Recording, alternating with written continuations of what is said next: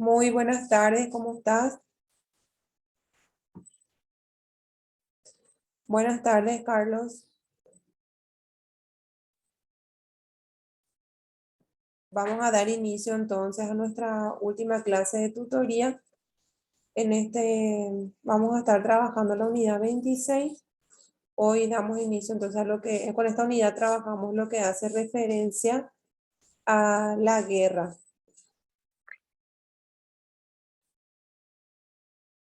En esta unidad trabajamos entonces la guerra, las convenciones, también hacer referencia al tratado de Briand-Kellogg, el Pacto de las Ligas de las Naciones.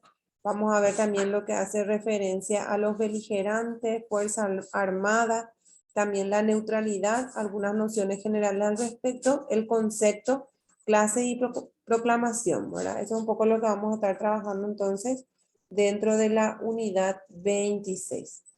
Y es así entonces que arrancamos con nuestra unidad y esta unidad nos dice que la guerra, ¿verdad? Hoy en día es considerada una forma anormal de solución de conflictos. Bueno, y esto quiere decir que de alguna u otra manera, ¿verdad? Hablamos de que no es una realidad como tal, ¿verdad? Porque de igual manera se sigue realizando y es de público conocimiento, ¿verdad? Podemos decir también que la lucha armada entre estados, provocada o deseada por al menos uno de ellos, eh, estalla por motivos de interés nacional, ¿verdad? Por no decir que puede ser también por la fábrica de algunos armamentos y demás. También encontramos dentro de lo que hace a la guerra de los elementos que posee. Estos pueden ser, hay un elemento objetivo y hay también un elemento subjetivo. Entonces, esto es muy importante aclarar. Cuando nosotros nos referimos a elemento objetivo, hablamos de qué es la lucha armada en sí, ¿verdad? Y cuando hablamos de un elemento subjetivo, hablamos de la intención de hacer guerra. Entonces, teniendo en cuenta todo esto, podemos decir que la unión de estos elementos, ¿verdad?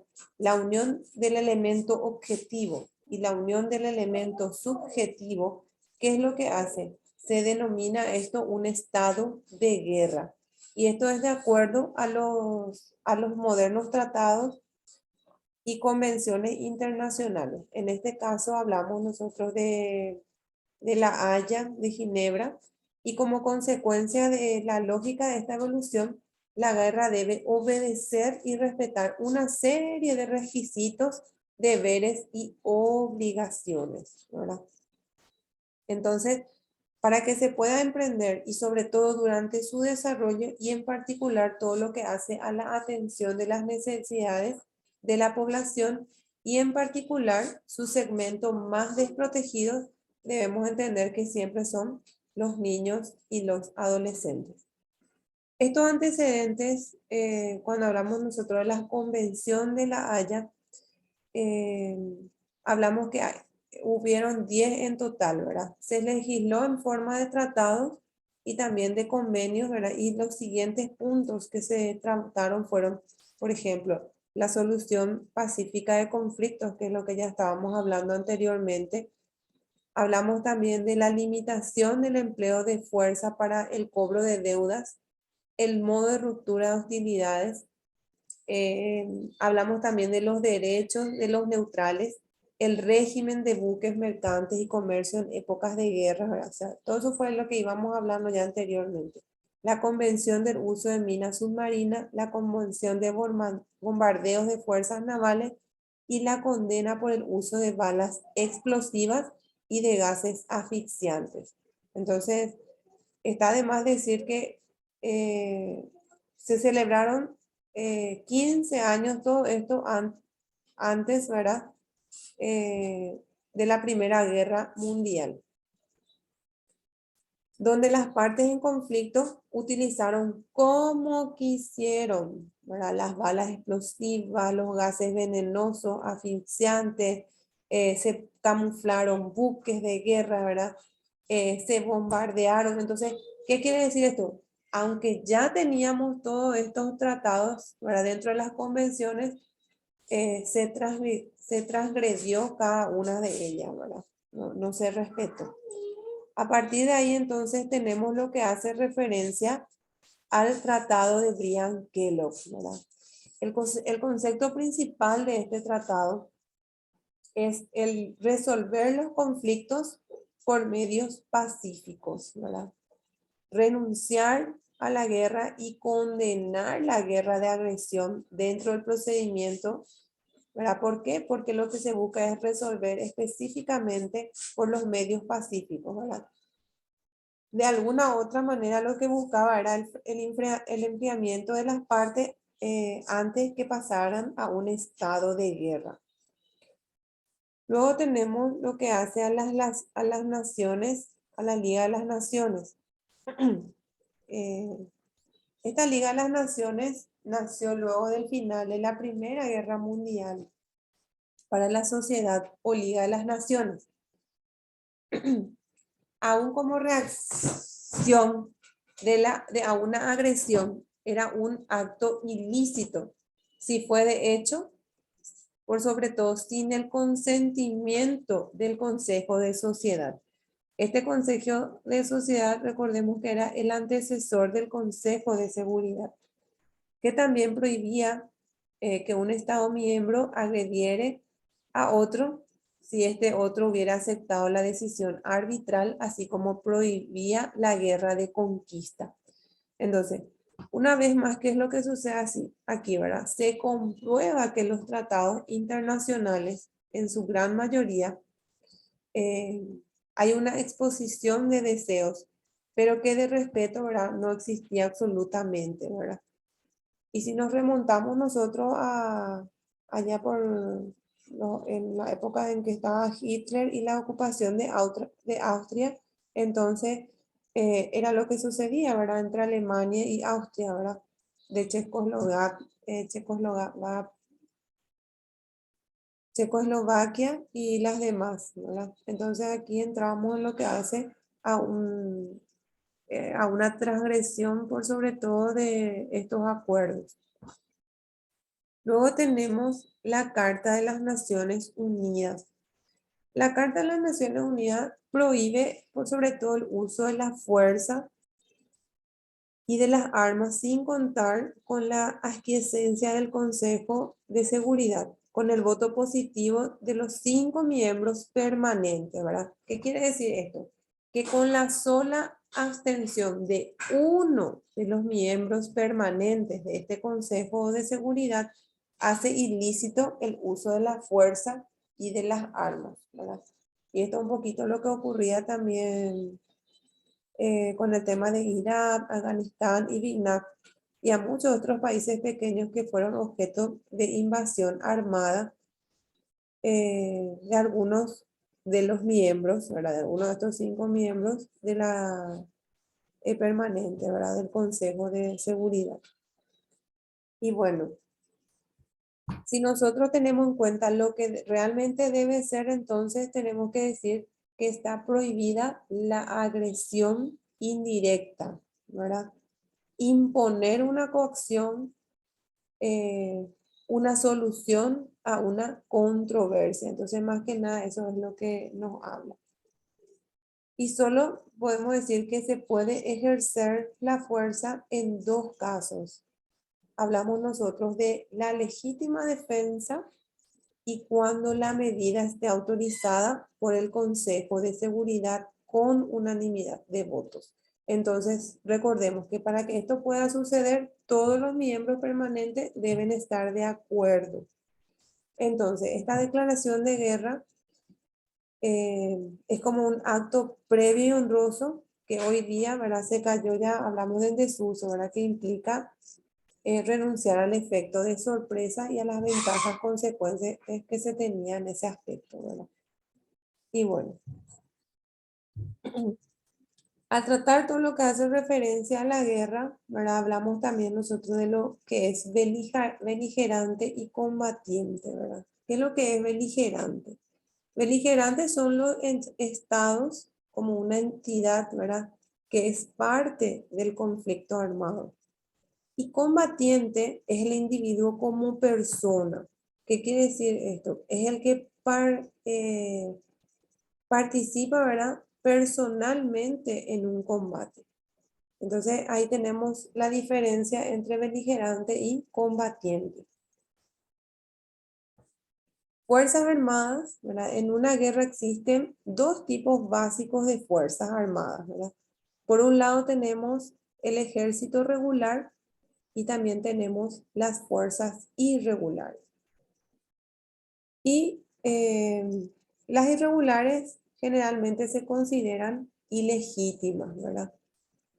Las fuerzas armadas o el ejército regular, o puede ser también el combatiente legítimo, ¿verdad? Está compuesto, puede ser por la infantería, por la marina, por la aviación y todas sus ramas. Llevan uniforme, insignia de escuadrón, de regimiento, o sea, hay un distintivo que identifica al Estado como tal, ¿verdad? Y también podemos decir que dentro de este encontramos también lo que hace referencia al ejército regular no combatiente, ¿verdad?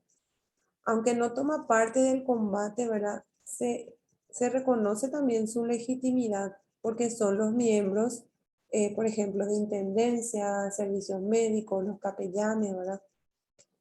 Y el ejército irregular son las milicias y voluntarios, ¿verdad?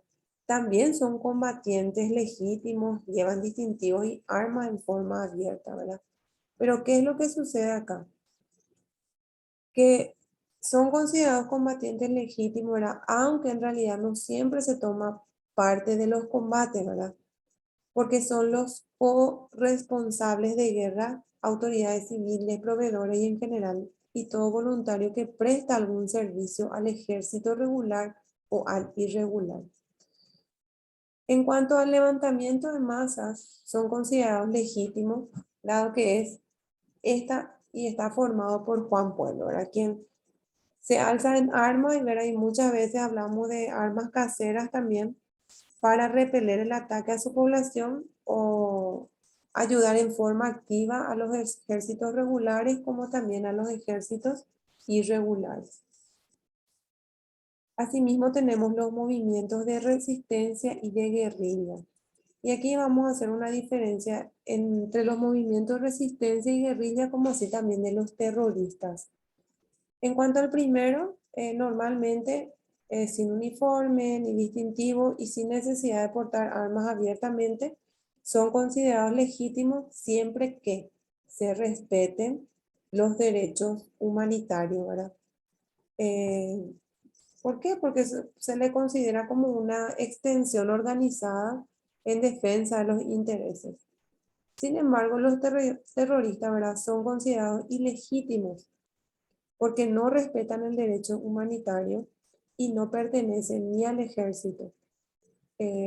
La distinción entre el movimiento de resistencia, guerrilla y terrorista, hay una leve, ¿verdad? Leve diferencia, ¿verdad?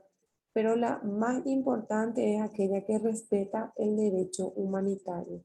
Entonces, cuando hablamos nosotros de terroristas y movimiento de resistencia y guerrilla, entonces nuestra principal diferencia es el respeto al derecho humanitario. Bueno, a partir de aquí vamos a pasar entonces a lo que hace a la neutralidad, ¿verdad? ¿Qué es lo que es la neutralidad? La neutralidad es la abstención de un Estado de participar de la guerra o de las guerras entre otros Estados. Dice que es como un instituto del derecho internacional y se constituye por convenio, ¿verdad? Tratado o por una simple declaración de un Estado al ver, por ejemplo, el estado de guerra entre dos Estados vecinos suyos. El derecho internacional, ¿qué es lo que hace? Protege los bienes y a los nacionales del Estado neutral. Y bueno, entonces, podemos decir que la neutralidad es la abstención de un Estado, puede ser en forma temporal, o en forma permanente de participar en una guerra sin influir en ella al no favorecer ni perjudicar los intereses de los beligerantes. ¿Y quiénes son los beligerantes? Los estados que están en guerra. La neutralidad tiene también efectos jurídicos en cuanto a su soberanía. Se mantiene intacta y los beligerantes deben abstenerse de toda actividad que pudiera vulnerar entonces a este estado que se abstuvo a participar de la guerra. Y las clases y proclamación, ¿verdad? Pueden ser, se autoimpone, ¿verdad? Un Estado cuya intención es mantenerse apartado de una guerra específica y coyuntural, ¿verdad? Si hablamos nosotros de la guerra del Chaco, hablamos del caso de Chile, Argentina, Brasil y Uruguay, ¿verdad? Que conocemos por la historia, ¿verdad? ¿Qué países fueron los que, o qué estados fueron los que estuvieron juntos, ¿verdad? Y cuál de ellos se abstuvo al mismo. Perpetua es la que se impone un estado en forma permanente donde se compromete a mantenerse apartado de toda actividad bélica futura, ¿verdad? Este es el caso de Suiza, ¿verdad? Perfecta es cuando se abstiene de todo tipo de intervención o auxilio de los beligerantes, ¿verdad? Imperfecta cuando concede algún tipo de asistencia o servicio a los beligerantes. Entonces, vemos un poquito, entonces, qué puedo dar o qué no, qué doy o qué no, ¿verdad? Entonces, de acuerdo a eso, yo puedo ser perfecta o imperfecta. La proclamación de neutralidad, ¿cómo se hace, verdad? En todos los casos, esta proclamación de declaración de neutralidad se hace en forma oficial y pública, y con particular hincapié en hacerla conocer por sobre todo a los estados beligerantes, ¿verdad? De que uno se abstiene.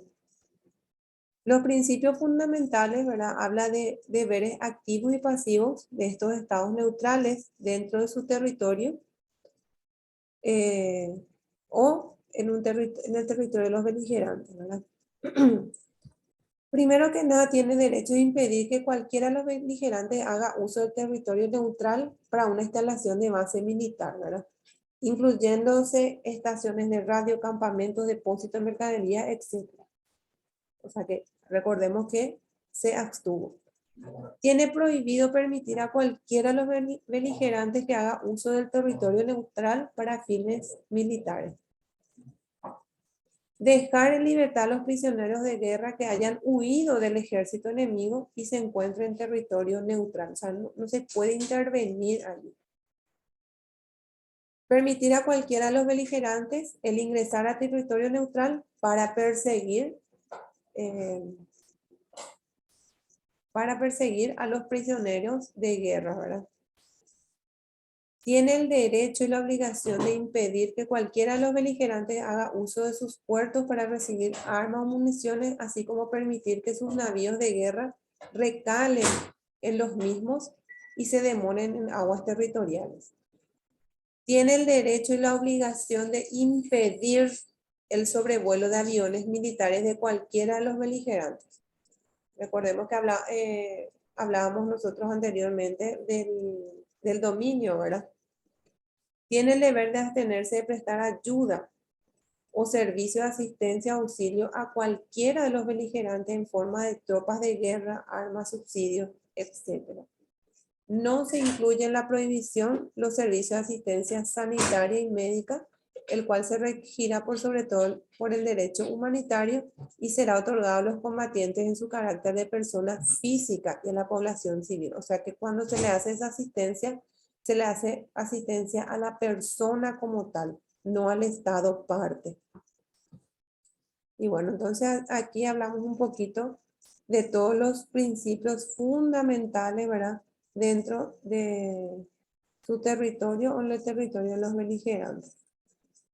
Asimismo, podemos hablar del bloqueo, que ya habíamos hablado, ¿verdad? Que es la interrupción usando a las Fuerzas Armadas de un Estado beligerante de los puertos navales y aéreos, impidiendo su comunicación, comercio y tráfico en general. Para que sea válido este bloqueo, debe existir un estado de guerra, aplicarse en sitios susceptibles de ser bloqueados, y solo un estado puede bloquear a otro y debe comunicar al estado neutral, ¿sí? El bloqueo debe ser efectivo, efecto, sanción y término. El efecto bloqueo es la interrupción de las comunicaciones. La sanción es la confiscación de la nave que intenta burlar el bloqueo y de su carga. Tripulación y pasajeros quedan libres, ¿verdad? ¿Cuándo finaliza el bloqueo? Cuando el Estado decida unilateralmente levantar este bloqueo, cuando se restablezca la paz, cuando el Estado es repelido por las Fuerzas Armadas del Estado bloqueado, cuando el puerto bloqueado cae en manos de las fuerzas bloqueadoras. Entonces, en esto habla de la finalización del bloqueo.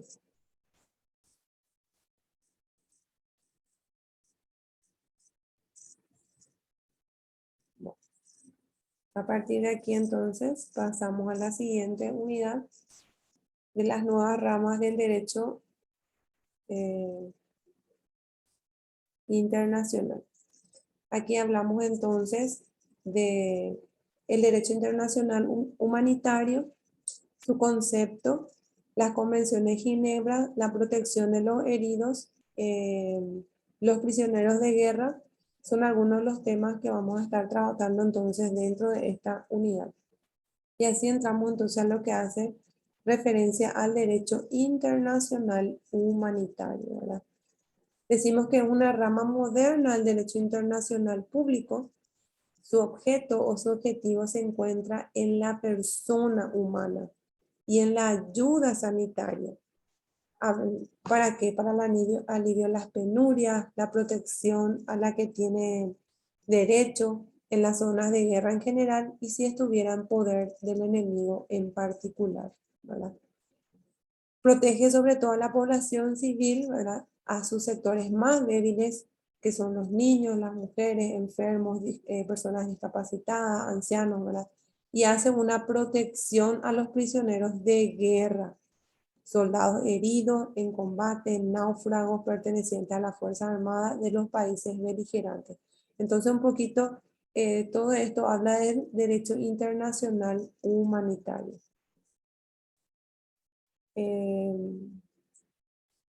Si hablamos un poquito de lo que hace a la evolución del derecho internacional humanitario, hay antecedentes, ¿verdad? En diferentes instrumentos, ¿verdad? Por ejemplo, cuando se prohibía el uso de determinadas armas, como el veneno, ¿verdad? O métodos de guerra considerados bárbaros. También encontramos en el Alto Medioevo, donde el ejército celebraban treguas durante las cuales se procedían al cambio de prisioneros, a la atención de los heridos y al entierro de los muertos en batalla, ¿verdad? Eh, y particularmente esto para que se pueda impedir la peste, ¿verdad? Y ya contemporáneamente, eh, eh, propulsar actual de la cruz, actual cruz y media luna roja, ¿verdad? Que se celebran las convenciones de Ginebra, se evolucionó con el plan para la protección de hospitales, militares, heridos, etcétera, hasta la estructura, ¿verdad? Que se conoce como hoy el Comité Internacional de la Cruz y Media Luna Roja, ¿verdad? En la Segunda Guerra Mundial, ¿verdad? Estos fueron respetados en su mayoría, muchos sí, otros no, ¿verdad? Pero, pero bastante los convenios de Ginebra, en particular en cuanto al uso de armas tóxicas y bacteriológicas, ¿verdad? Fue un poco lo que se dejó de lado de usar, ¿verdad? Y más que nada era eso, ¿verdad? A partir de ahí nos vamos a la prohibición del empleo de armas en forma sintética y dice que el uso de armas que provoquen un daño superior al necesario para incapacitar en forma temporal, aunque extendida, al miembro de las Fuerzas Armadas, es decir, aquellas que provoquen un sufrimiento adicional, no necesario, ¿verdad? El uso de armas de efecto indiscriminado, aquellas por sus características puedan dañar a la población civil. El uso de armas excesivamente nocivas que puedan modificar las condiciones ambientales y de salubridad de una zona determinada o indeterminada, ¿verdad? O sea, la guerra química o bacteriológica. El uso de armas contra la población civil o en zonas habitadas, es decir, estos bombardeos contra ciudades o en zonas habitadas, ¿verdad? Que carezcan de instalaciones militares y o de defensa. En cuanto a las convenciones de Ginebra, ¿verdad? Más allá de estas convenciones originales, luego de la Segunda Guerra Mundial, se firmaron 4 convenios que significaron una evolución de lo anterior, ¿verdad? Primero que nada, aliviar la suerte de heridos y enfermos de los ejércitos de tierra, de enfermos, náufragos de mar, el trato de los prisioneros de guerra, la protección de civiles en tiempos y territorios en guerra, ¿verdad? Eso es un poco todo lo que se ha hablado, ¿verdad? Eh, Considerando las múltiples guerras internacionales internas de estados que se sucedieron desde la Segunda Guerra Mundial y como consecuencia la Guerra Fría y la búsqueda de la hegemonía por parte de Estados Unidos, ¿verdad? Y Rusia. Y bueno, en cuanto a la protección de víctimas de conflictos armados no internacionales, en este caso, el fin específico de estos protocolos era proteger especialmente a los civiles y en particular a aquellos desplazados, refugiados en tiempos de guerra. Eso es un poco lo que se hablaba en cuanto a los conflictos. Bueno, de aquí vamos a ir un poco a lo que habla de los prisioneros de guerra. En cuanto a los prisioneros de guerra, son todos aquellos miembros de las Fuerzas Armadas regulares o irregulares de carácter legítimo que han sido capturados en operaciones de guerra. Estos deben ser tratados de acuerdo al derecho humanitario y se prohíbe cualquier acto de intimación, coacción o violencia sobre ellos, en particular para conseguir alguna información respecto a su ejército. Asimismo, tenemos mercenarios terroristas y o espías que no tienen derecho a gozar de los privilegios que confiere el estatus de prisionero de guerra. Y protección de la población civil, ¿verdad? Queda entonces totalmente prohibido, ¿verdad? Todo acto de violencia contra la población civil. Sus bienes, sus fuentes de sustento, sus lugares de culto, monumentos, entre otros espacios, ¿verdad? Y eso hace referencia a la protección de la sociedad civil. Bueno, luego vamos a conflictos armados sin carácter internacional, ¿verdad? Que normalmente es conocido como una rebelión o golpe de Estado, ¿verdad? En este aspecto nosotros eh, trabajamos, dice que es de un Estado en contra de un sector específico de su población por motivo de racismo étnico, religioso, entre otros, ¿verdad? O sea, toda persona que no participe directamente en las hostilidades será tratada como civil y por tanto no puede ser un objetivo militar directo o indirecto. Bueno,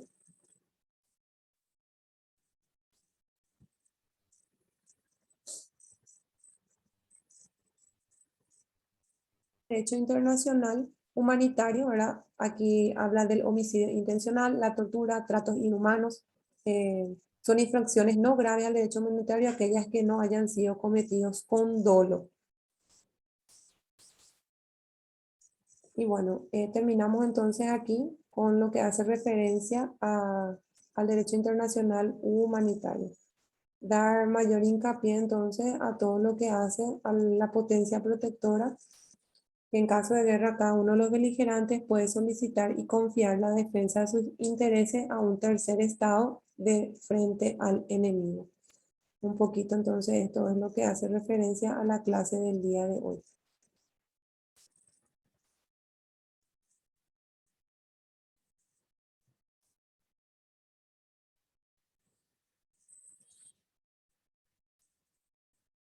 Bueno, buenas noches, Carlos. Éxitos ya para todo lo que hace al derecho internacional público con esta materia y veamos cuándo nos volvemos a unir. En la plataforma ya está todo especificado, entonces a partir de ahí vamos a presentar la evaluación para que puedas dar. Buenas noches.